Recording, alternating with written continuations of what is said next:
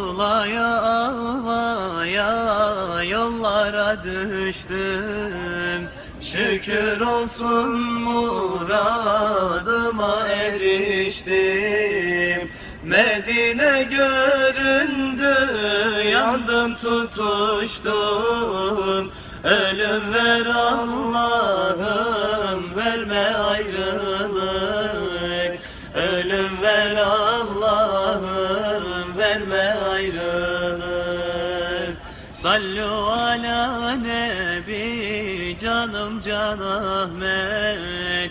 Sallallahu ala nebi Muhammed. Bir gün kavuşuruz diye beklerim.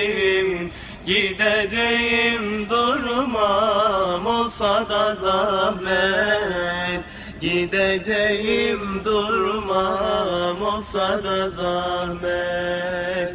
Yeşil kubbe görününce gözüme, boyun büküp elim koydum dizime.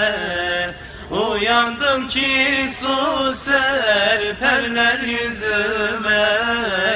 Aklımı başımdan aldın ayrılık. Aklımı başımdan aldın ayrılık. Uyandım ki su serperler yüzüme. Aklımı başımdan aldın ayrılık. Aklımı başımdan aldın ayrılık. Sallu ala nebi, canım Can Ahmet. Sallallahu ala nebi Muhammed. Bir gün kavuşuruz diye beklerim. Gideceğim durmam olsa da zahmet. Gideceğim durmam olsa da zahmet. Ferhat gibi ciğerimden vuruldum. Şirin gibi ta kalbimden vuruldum.